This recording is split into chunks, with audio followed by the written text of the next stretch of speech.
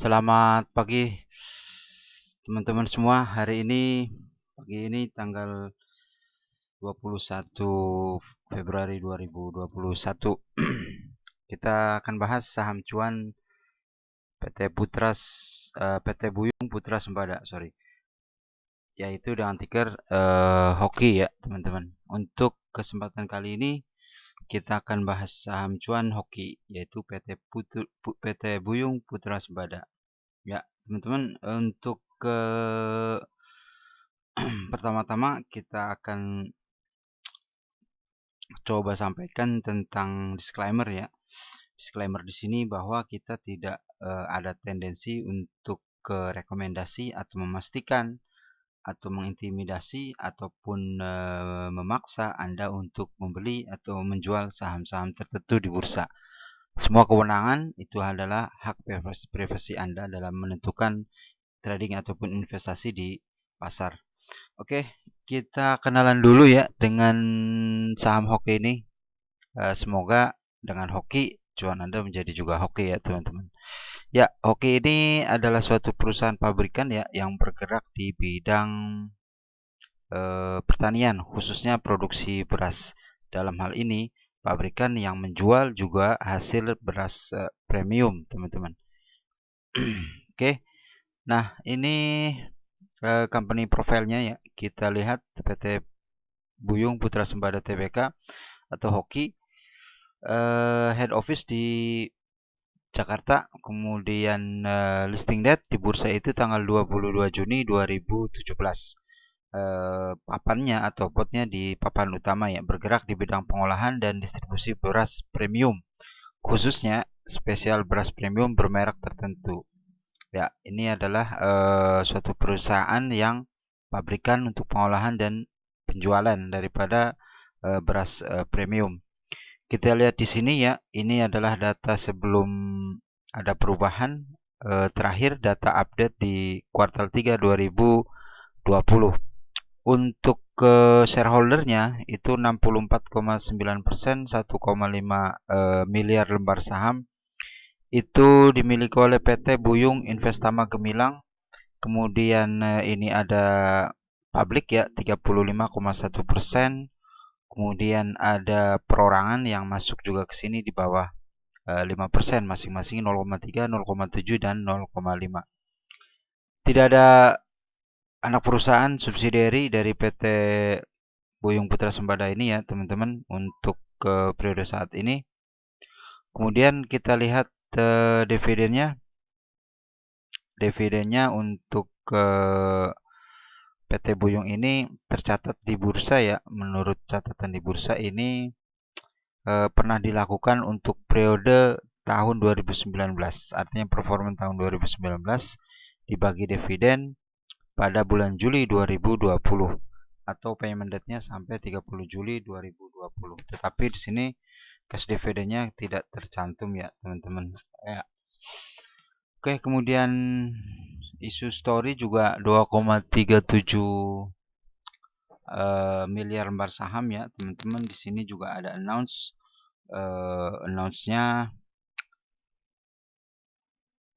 ini terkaitan dengan pencatatan saham di apa namanya di stock split ya teman-teman.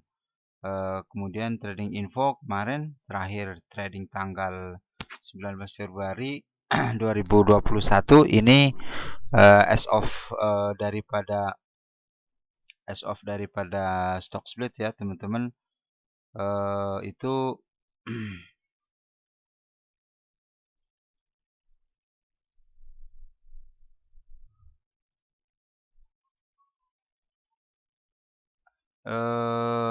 kita lihat harganya di 282 ya untuk penutupan kemarin tanggal 19 Februari 2020 ya teman-teman. Jadi kita akan coba bahas sebelum terjadinya stock split. Kemudian kita juga akan melihat perspektif setelah terjadinya stock split ya teman-teman. Itu tadi company profilnya ya teman-teman untuk saham PT Buyung Putra Sembada ini atau Hoki ini. kita sebut aja hoki ya supaya lebih familiar. Nah, kita lihat untuk performance hoki sendiri ya teman-teman di kuartal 1, 2, 3 kemudian di full year 2019. Kita akan masuk ke fundamental ya. Di fundamental untuk ke pembacaan secara overall di financial statement ini kita lihat kas juga oke, kemudian piutang usaha juga stabil ya, katakan di 200 miliaran, kemudian persediaan juga naik ya, lumayan tinggi selama 2020 terutama sampai kuartal 3 ini 225 miliar secara value, kemudian ini melewati daripada pencapaian tahun full 2019 sebesar 199 miliar ya teman-teman. Itu ditopang oleh bisnis yang terus growth ya, artinya produksinya juga tinggi sehingga persediaan juga tinggi. Secara aset current ini terjadi peningkatan ya antar kuartalan nih. Kuartal 2 ke kuartal 3, tetapi secara overall 2009 483 sekarang baru tercapai 435 miliar. Kemudian total asetnya memang sudah naik ya, melewati daripada full year 2019 yaitu 848 ke 886 di kuartal 3 2020. Nah, untuk ke liability atau kewajiban ini untuk hoki ini untuk sepinjaman jangka pendek pada bank itu 184 miliar ya, terhitung di kuartal 3 2020 naik dari pencapaian dari tahun 2019 ya, sekitar 40 miliaran ya daripada full year 2019. Nah, ini ditopang oleh produksi juga yang tinggi sehingga mau tidak mau butuh modal kerja untuk meningkatkan produksi sehingga dipilih hutang dari pihak ketiga ya, terutama dari bank untuk mencukupi kebutuhan modal kerja tersebut. Kemudian utang usaha ini ya kecil ya, walaupun turun memang kecil 2,1 miliar. Kemudian secara overall liability jangka pendeknya 197 miliar. Kemudian berbanding utang jangka panjang 45 miliar. Utang jangka panjang juga dari bank, cuman time frame atau tenornya yang lebih panjang ya. Jadi secara overall liability 242 di kuartal 3 ini naik ya, lumayan naik tinggi sekitar 37 miliar ya dari overall full year 2019. 242 miliar di kuartal 3 2020. Nah, untuk ke ekuitas kita masuk ke ekuitas saham biasa senilai 238 miliar ya, atau 2,38 miliar lembar saham. Kemudian modal tambahan di store ini sampai kuartal 3 149 miliar. Dan saldo laba ini ada tercatat 255 miliar. Artinya cenderung stabil ya untuk saldo laba atau laba yang ditahan sampai dengan kuartal 3 2020. Kemudian secara ekuitas overall sekitar 640-an miliar ya dari 2019 sampai kuartal 3 2020 643, naik tipis dan mungkin di closing 2020 akan naik kisaran mungkin 470-an miliar ya. Mungkin saja seperti itu. Nah, secara overall liability dan equity 886. Nah, kalau kita lihat di sini teman-teman secara overall di balance sheet ya. Ini saya kira penilaiannya masih wajar ya teman-teman, terutama di sisi persediaan juga tinggi karena memang produksinya juga tinggi. Kemudian piutang usaha juga stabil ya. Harapannya di akhir tahun 2020 piutang usaha segera terrealisasi menjadi pendapatan. Dan itu akan menopang juga saldo secara overall ya, saldo laba secara overall dan juga rugi laba yang produktif di tahun 2020. Dan sepertinya mungkin bisa tercapai karena memang piutang juga masih tinggi dan persediaan juga masih tinggi secara kuartalan. Di kuartal 4 pasti untuk persediaan pasti juga akan jauh meninggalkan pencapaian dari tahun 2019. Ini dimungkinkan dengan adanya penambahan jumlah produksi dan juga pembukaan sentra produksi atau pabrik produksi daripada hoki sendiri.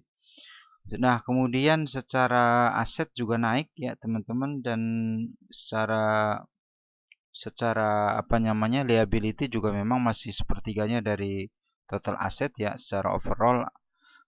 Kemudian apa namanya ekuitas juga eh, sekitar 600-an ya, jauh di atas liability, apalagi dibandingkan dengan aset jauh di atas liability. Jadi liability tidak mempengaruhi secara keseluruhan daripada bisnis hoki itu sendiri, karena memang liability-nya terjaga, terkendali juga apa namanya secara equity dan juga secara aset juga jauh melebihi hampir 3 kalinya daripada lebih daripada 3 kali dari liability atau kewajiban yang mesti mereka tutup, sehingga katakan balance sheet-nya wajar dan cenderung bagus, dalam arti memang segala sesuatunya sesuai track secara teknik ataupun secara kewajaran, sehingga memang kita anggap adalah suatu kondisi laporan laporan keuangan yang bagus untuk ke performance sampai dengan kuartal 3 2020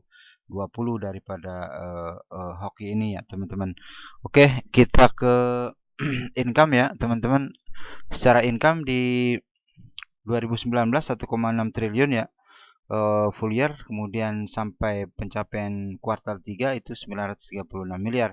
Memang ada penurunan karena memang masih kuartal 3 dan juga masih menunggu katakan daripada piutang yang belum dibayar. Sampai dengan akhir tahun 2020 pendapatan harusnya bisa di atas 1 triliun, dan kita prediksi juga memang untuk ke angka 1,6 tergantung bagaimana untuk apa namanya sales ataupun apa namanya inflow daripada cash pendapatan juga akan tinggi, artinya piutang-piutang tadi terrealisasi menjadi pendapatan, sehingga memang pencapaian tahun 2019 bisa terdekati atau terlewati daripada full year 2020. Nah, untuk beban pokok juga terkendali ya, terkendali. Cuman memang ada penambahan mungkin beban pokoknya ya, terutama di tahun 2020.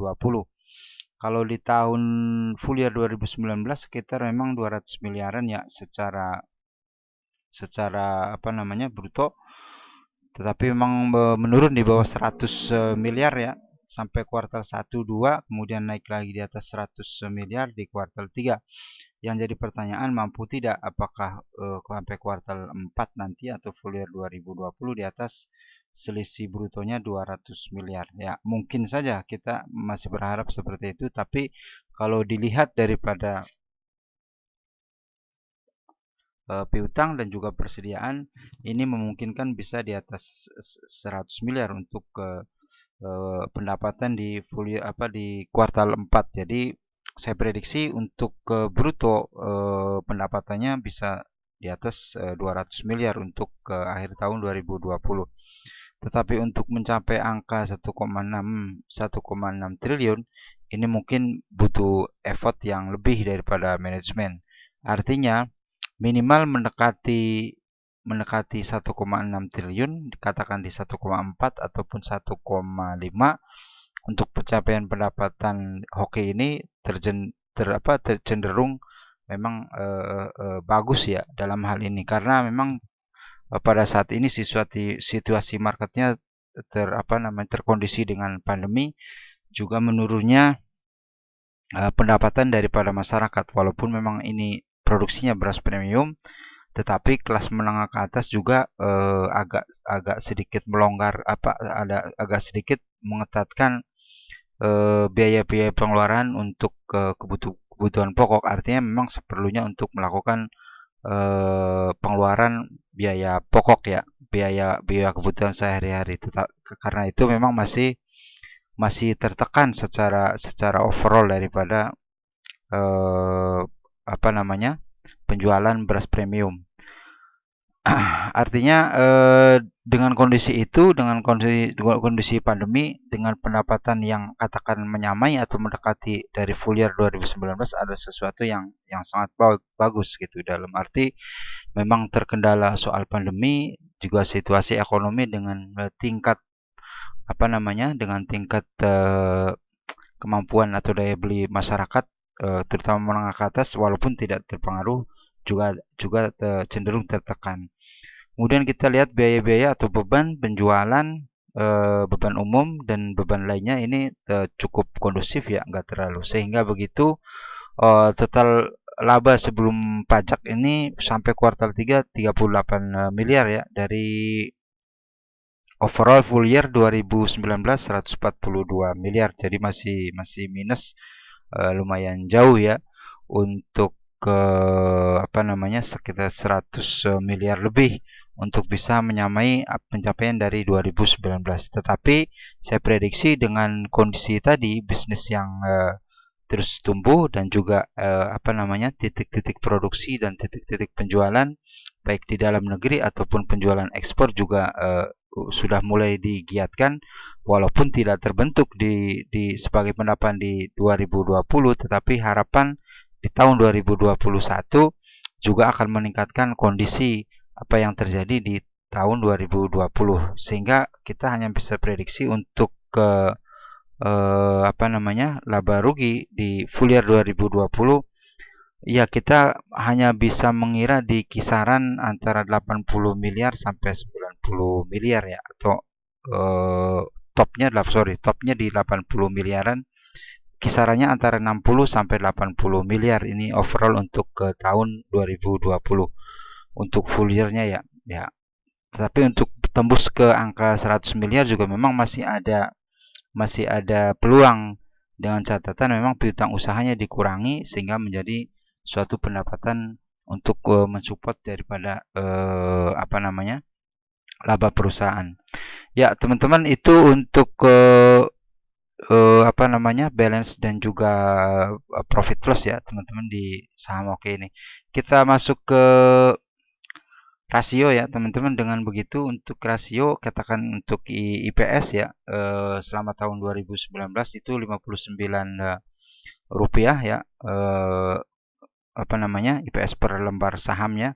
Kemudian sampai kuartal 3 itu 16 rupiah per lembar saham sampai kemarin ya stock split tanggal 18 17 18 itu kita punya datanya 5,27 rupiah per lembar saham dan ini memang sangat wajar dan murah dalam arti memang ada penambahan jumlah saham yang beredar sebanyak 7,2 miliar ya. Dan kita juga berpatokan dari IPS profitnya pada kuartal 3 bukan full year 2020 dan ini memang harusnya full year karena memang belum ada update daripada laporan keuangan 2020 sehingga patokan harganya patokan profitnya tetap apa namanya berpegangan pada kuartal 3. Kita lihat pernya tahun 2019 memang kecil ya karena harganya juga 940 per Desember, kemudian per Maret 690 dengan 81,69 kali. Kemudian per Juni 620, kemudian naik di kuartal 3 755 rupiah per lembar saham dengan per 47 kali ya, teman-teman. Nah, dengan begitu ketika setelah as of stock split 1/4 ini harga yang terbentuk adalah 302 kalau nggak salah 302 rupiah dengan top bottom dengan high price top di 1300-an di akhir sesi perdagangan sebelum semasa kumdet ya teman-teman.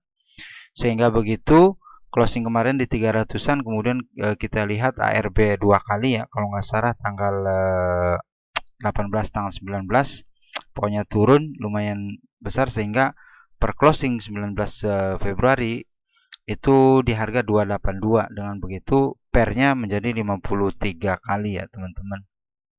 Kalau per saya pikir ya nggak jadi masalah karena memang ukurannya adalah profit daripada suatu perusahaan berbanding dengan jumlah saham yang beredar. Dalam hal ini kenapa PER naik? Itu karena harga turun, profitnya tetap, dan juga sahamnya naik. Artinya pembagian daripada 282 harga itu berbanding dengan jumlah saham yang naik. Tetapi waktu itu katakan sahamnya tidak naik karena tidak ada stock split, jumlah saham yang beredarnya, maka tidak sebesar ini PR-nya. Nah, dengan begitu kita lihat BVPS-nya ya, book value per share-nya itu berdasarkan data di kuartal 3 sebesar 269 rupiah per harga valuasinya. Pun begitu dari tahun 2019 full 269,75 rupiah per lembar saham sampai kuartal 3 269 juga. Nah, pas pada saat stock split 1:4 itu terjadi penurunan BVPS karena memang ada penambahan jumlah saham yang beredar ya teman-teman. Walaupun ini tetap sama secara equity-nya 643, tetapi secara jumlah saham beredar itu naik, dan pembaginya memang akan naik ya, akan turun karena pembaginya jumlah saham yang beredarnya naik sehingga pembagiannya lebih kecil, sehingga memang begitu valuasinya turun menjadi 88 rupiah per lembar saham. Artinya untuk harga saat ini 282 berbanding dengan valuasi memang masih mahal ya, masih overrate sebanyak 3,18 kali ya secara PBV untuk harga saat ini 282 ya teman-teman. Nah, apakah akan terus dikerek sampai dengan valuasi? Ya enggak juga gitu. Artinya kalau toh memang investor ataupun memang trader memandang bahwa memang walaupun harga 282 saat ini hoki, itu tidak jadi masalah karena memang performa perusahaannya juga positif, profit juga oke, secara aset juga oke, liability tidak jadi masalah. Artinya perusahaan ini sehat ya, saya pikir tidak mungkin akan dikerek ke bawah sampai angka 55 secara technically ya. Tetapi secara non teknik kita nggak pernah tahu apakah memang bisa dikerek ke maksudnya bisa diguyur ke bawah harga 100. Tapi prediksi saya untuk masuk ke zona harga di bawah 100 ini akan kecil sekali peluangnya. Saya prediksi mungkin daun-daunnya antara di 150-an, kemudian bisa rebound lagi ke atas karena memang untuk waktu turun butuh waktu, kemudian ditambah oleh situasi nanti laporan keuangan full year 2020, dan saya pikir laporan keuangan 2020 akan positif sehingga memang euforia untuk kembali membeli saham ini ada gitu di tengah masyarakat ataupun di tengah investor, baik itu institusi ataupun retail, sehingga memang saham ini akan kembali rebound bisa di atas angka 250-an. Walaupun mungkin saja prediksinya bisa menyentuh ke angka 150-an per lembar saham. Tetapi memang untuk pullback ke atasnya memang sangat tinggi, artinya persentase untuk turun di bawah 100 tadi sangat kecil, ataupun di bawah 200 juga memang sangat kecil sekali ke prediksinya. Oke, itu untuk rasio PBV. Kemudian kita lihat DER-nya juga sangat bagus ya teman-teman. Di full year 2019 hanya 0,8 atau 88%. Kemudian kuartal 1 hanya 35%, 25%, 38% ya. Artinya memang saham ini atau hoki ini punya hutang yang sangat kecil dan terkendali, artinya di bawah 1 kali daripada ekuitas yang mereka miliki. Pun begitu memang yang jadi pertanyaan, DER sebenarnya tidak jadi masalah ya. Dalam arti memang ada maintenance, apakah itu tenor jangka pendek ataupun long term ya. Artinya untuk long term ataupun short term, bagaimana manajemen memandang ini? Artinya ketika memang mengambil situasi hutang jangka pendek, maka sirkulasi daripada transaksi untuk liability ataupun untuk pemenuhan modal kerja di lapangan dari support hutang dari catatan ya, catatan perbankan, maka hal itu memang tidak jadi masalah karena saya lihat juga memang hoki setiap kuartalan mendapatkan keuntungan yang positif dan juga aset juga sangat positif. Artinya dengan buffer seperti itu untuk hoki ini ya sepertinya kalau dia melewati dengan DER di atas 1 kali atau 100%, 150% sampai katakan 200%, no problem sebenarnya. Karena secara aset dan juga secara ekuitas punya kemampuan untuk membackup daripada DER itu sendiri. Tetapi dengan kenyataan bahwa DER-nya di bawah 1 kali adalah sesuatu yang sangat baik sekali daripada saham perusahaan ini. Dengan DER yang hanya di bawah satu kali atau 0,3%, toh buktinya memang perusahaan mencatatkan laba keuntungan yang sangat baik ya teman-teman. Oke, itu untuk rasio ya teman-teman. Untuk rasionya seperti itu. Kemudian kita lanjut ke pembahasan selanjutnya ya teman-teman. Kita akan coba lihat ke sisi market, terutama dari sisi teknikalnya ya teman-teman. Nah ini kita lihat teknikalnya. Memang kita punya data chartnya itu per kemarin ya, kita lihat bahwa harga high price-nya itu di 1300 ya. Kemudian low price-nya di 2282 ya, teman-teman. Artinya 282 cuma memang di bawah harga daripada listing date ya, teman-teman, pada saat IPO. Nah, kemudian turun juga di bawah harga IPO ya, walaupun begitu memang masih di atas harga valuasi secara teknik fundamentalnya itu. Nah, high price-nya 1300, low price-nya di 282. Ini terjadi karena ada stock split tadi 1/4. Artinya, sebelum stock split saham ini memang sedang uptrend ya, teman-teman, dari situasi tahun 2000 apa namanya? 2020 juga mulai rebound ya. Artinya selepas Agustus ini mulai rebound terus sampai memang menjelang daripada akhir tahun juga rebound dan masuk ke tahun 2021 memang tambah tambah uptrend ya ke angka yang lebih tinggi di 1300-an. Ya pun begitu teman-teman, secara jangka panjang memang terkoreksi harga di 282 saat ini ada peluang memang yang sangat tinggi ya dari saham hoki ini. Artinya secara HC itu minus 78,3% ya dari saham ini. Artinya kita ada peluang untuk mengikuti ataupun mendapatkan cuan daripada hoki ini, setidaknya kalau harga itu memang balik lagi ke harga sebelum stock split ya di 1300-an. Tapi pertanyaannya itu kapan terjadi, ataupun mungkin saya pikir dengan performance fundamental yang bagus daripada hoki ini, saya lebih cenderung memang akan lebih akan punya peluang yang sangat tinggi untuk bisa harga itu balik lagi ke 1300-an. Ataupun nanti setelah 1300 disentuh oleh saham hoki ini bisa juga rebound dengan catatan fundamental setidaknya di kuartalan 2021 akan di atas daripada realisasi 2020. Maka yang terjadi harga itu bisa di atas 300-an. So, pasti seperti itu. Tapi mudah-mudahan kapan akan kita mulai bisa melihat bahwa hoki ini performance, ya salah satunya kita lihat fundamentalnya, walaupun kita tidak bisa menyampingkan daripada technical ya.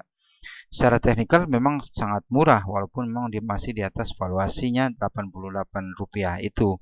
Tetapi untuk performance, artinya dengan performance yang sangat bagus ini, harga 282 itu harga yang terdiskon sangat dalam ya teman-teman, sebesar 78% tadi dari harga high price-nya di 1300. Jadi ada peluang masih yang sangat luas dan sangat lebar untuk hoki ini kembali rebound di atas 500, di atas 700, sampai di atas 1000-an untuk balik lagi ke 1300-an. Dan itu pun bisa melebihi ekspektasi angka yang bisa ditembus bisa di atas 1300-an jika memang fundamental ataupun daripada bisnis secara overall berbentuk laporan keuangan sangat membaik di setidaknya di full year 2021 ya teman-teman, ataupun memang sampai kuartal ketiga tahun 2020. Ini kita bisa lihat nanti per kuartalnya seperti apa apa namanya report bisnis daripada saham hoki ini seperti apa, sehingga memang kita juga tidak terlalu gegabah ya.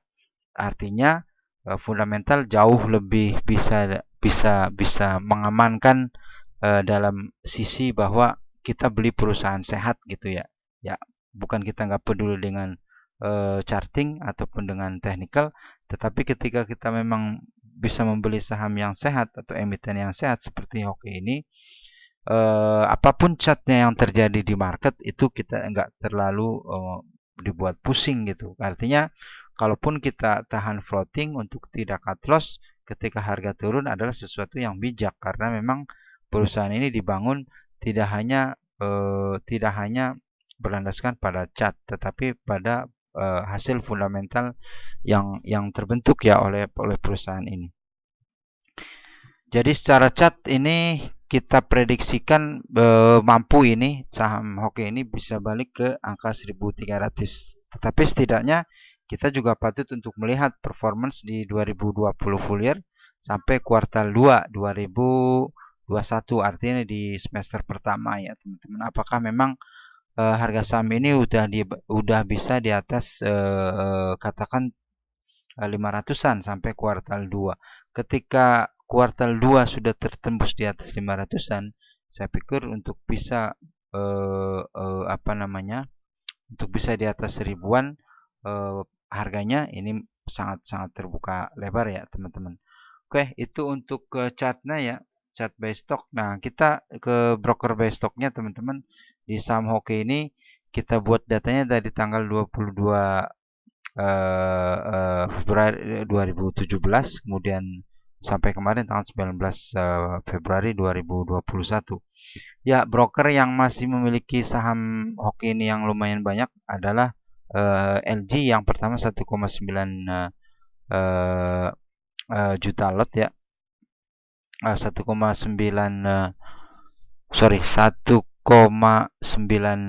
lot ya, dengan volume 13 apa namanya 13 juta lot ya teman-teman. Saat ini yang dimiliki tersisa 1,9 juta lot ya teman-teman. Itu LG. Kemudian TP ini ada AZ, ada OD dan seterusnya. Cuman LG dan TP ini yang mempunyai saham yang sangat banyak di saham hoki ini ya. Untuk TP sendiri tersisa 1,4 juta lot dari total volume apa namanya? Sekitar 4 jutaan ya, teman-teman. Jadi masih ada net buy 1,4 juta. Kemudian LG juga tadi kita balik lagi dengan total buy 13 juta. Sudah sell 11 juta ya, teman-teman. Jadi sisa 1,9 juta selama periode itu. Kemudian TP juga begitu, net buy 1,4 juta. Nah, kemudian di sisi net sell-nya juga ya teman-teman, kita lihat peringkat pertama ada PD ya teman-teman. PD itu buy 6,5 juta, sell-nya 7,4 juta. Kemudian YB ini lumayan besar ya, sekitar 16 juta lot. Kemudian YJ juga 10 juta lot, dan mereka masing-masing net sell-nya di bawah 1 juta lot ya. Artinya masih di kisaran net sell 100 ribuan lot saham ya teman-teman. Itu untuk broker buy stock ya teman-teman, juga bisa mengamati sendiri. Jikalau di market Anda sebagai trader daily trade, maka juga harus memantau pergerakan daripada broker ini, terutama broker yang masih net buy, katakan tiga besarnya LG, TP dan AZ gitu ya, masing-masing yang punya barang yang lumayan tinggi. Jadi masih juga sangat berpengaruh kalau mereka menaikkan atau menurunkan harga secara teknik ya teman-teman. Tetapi itu balik lagi ke Anda, apakah Anda memang tertarik untuk beli saham ini. Untuk stock buy transaction ya teman-teman, kita akan lihat memang pergerakan harga daripada saham Hoki ini. Memang kita tarik hanya 1 bulan dari tanggal kemarin ya teman-teman. Itu rataan daripada total value transaction di saham Hoki ini untuk 1 bulan terakhir memang di atas 10 miliar ya, rata-rata untuk transaksinya. Bahkan untuk tanggal-tanggal tertentu seperti kemarin di waktu sebelum stock split itu lumayan tinggi ya, 238 miliar, kemudian saat stock split ada 216 miliar, dan kemarin juga ada 117 miliar transaksi yang dibukukan oleh Hoki ini. Jadi ini memang transaksinya juga ramai, per transaksi hariannya ditopang oleh memang kepercayaan dari publik terutama bahwa saham ini adalah saham yang bagus, sehingga memang ide-ide untuk melakukan pembelian ini termaktub dalam hal bahwa memang investor dan trader punya kemampuan untuk membeli pada harga-harga tertentu untuk saham ini, karena memang dengan tujuan dan niat yang masing-masing. Tetapi paling tidak sebenarnya kalau kita baca di atas 50 adalah situasi dengan frekuensi yang ramai untuk saham ini ya teman-teman.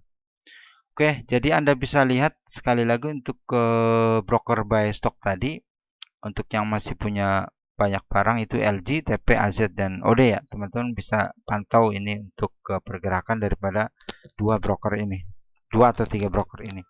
Nah, kita lihat foreign buy stocknya sangat kecil ya, asing masuk ke kisarannya 1 miliaran ya. Cuman terbesar tanggal 15 Februari itu di 18,8 miliar, kemudian turun lagi di tanggal 17 18 miliar ya. Untuk transaksi beli ya 18 miliar, artinya beli, asing juga masuk 18 miliaran sebelum melakukan stock split ya teman-teman. Artinya di sini kalau kita lihat memang rata air ya, untuk minusnya juga enggak terlalu gede, tetapi konsisten untuk untuk plusnya itu walaupun menyicil sangat positif sekali ya di sini angka-angkanya. Sehingga begitu memang harganya juga terdongkrak sampai di atas 1000-an, dari mulai di harga 400-an atau di sekitar 200-an pada saat IPO. Oke ya teman-teman, itu untuk foreign buy stock. Kita lanjut ke trade plan teman-teman. Untuk trade plan sendiri saham Hoki kita sampaikan bahwa memang berdasarkan harga ini open Anda bisa buka di bid 25 sampai 294. Artinya Anda bisa beli di bawah, beli di tengah, ataupun di atas. Dalam hari ini memang kalau angkanya di 294 memang ada potensi untuk bisa naik lagi di atas 300-an. Tetapi untuk kondisi-kondisi tertentu Anda harus mencermati tentang sirkulasi daripada harga saham ini. Pun begitu, kita coba buat trade plan-nya untuk open 252 sampai 294, kemudian profitnya di 540 sampai 795. Untuk profit 2-nya dari 1050 sampai ke 1390. Sementara untuk cut loss-nya Anda bisa maintenance di 222 sampai 162, kemudian 102 sampai 52 rupiah per lembar saham. Walaupun begitu, secara teknik tetap kita akan sampaikan bahwa setiap saham apapun dengan kemampuan big player, kemampuan daripada investor ataupun trader, bisa juga memang mempengaruhi harga saham secara overall. Tapi dengan kondisi fundamental yang baik seperti Hoki ini, saya tidak memandang bahwa Hoki akan terjun bebas di bawah angka 200-an.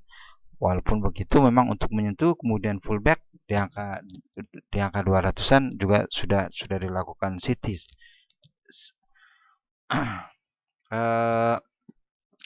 Maksud saya sudah terdeteksi, dalam arti bisa juga ada kemampuan untuk di bawah 200, tetapi dengan fundamental yang baik, dengan sehat fundamentalnya seperti ini, maka saya tidak memandang bahwa Hoki akan terjun di bawah angka 200 perak ya. Itu trade plan ya teman-teman. Tetapi ingat, memang saham yang terburuknya bisa balik di LQ50 di angka 52, dan itu mungkin saja walaupun saat ini persentasenya sangat kecil dan cenderung memang harga saham ini akan dikerek naik lagi untuk kondisi tertentu karena memang mayoritas kepemilikan saham yang beredar secara publiknya juga tinggi sehingga memang untuk Anda bisa mengoleksi saham ini adalah sesuatu yang sangat lumrah sekali. Kita ke summary teman-teman. Saya bacakan pertama, kas terjaga positif sampai kuartal 3, cash on hand 4,9 miliar. Ya, memang kas positif karena untuk mendukung situasi daripada bisnis secara as usual. Kemudian kedua, piutang usaha dan persediaan meningkat sejalan ekspansi bisnis. Nah, ini juga untuk kondisi bahwa memang produk-produk saham hoki ini bisa di dalam negeri dan juga bisa di luar negeri. Kemudian ada penambahan sentra-sentra produksi beras tadi ataupun sentra-sentra untuk material bisnis ini, industri ini juga terus dikembangkan secara nasional. Dengan begitu memang Hoki ini punya peluang ke depannya memang menjadi perusahaan yang terjaga dan juga bagus secara growth. Itu untuk piutang usaha dan persediaan teman-teman. Terus nomor 3, aset total growth itu 4,5% selama pencapaian full year 2019. Berbandingnya seperti itu. Kemudian artinya ada growth 4,5% secara aset dari tahun 2019 ke 2020. Artinya apa namanya? Artinya Hoki ini tumbuh asetnya 4,5% selama 1 tahun, katakan seperti itu. Kemudian liability terjaga dengan DER hanya 0,38 kali di kuartal 3. Yaitu tadi untuk DER-nya sangat kecil sekali di bawah 1 kali sehingga memang sangat nyaman perusahaan ini untuk bisa lakukan business as usual ataupun memang ada kegiatan hutang ya untuk bisa menambah produksi. Kemudian pendapatan tercapai 57% ya secara Q-on-Q sampai kuartal 3 2020. Kemudian laba naik menjadi 38 miliar, Q-on-Q 90% ya tercapai selama 2020. Artinya dari kuartal 1 sampai kuartal 3 pertumbuhannya 90% ya teman-teman. Kemudian ke-8, finance ratio.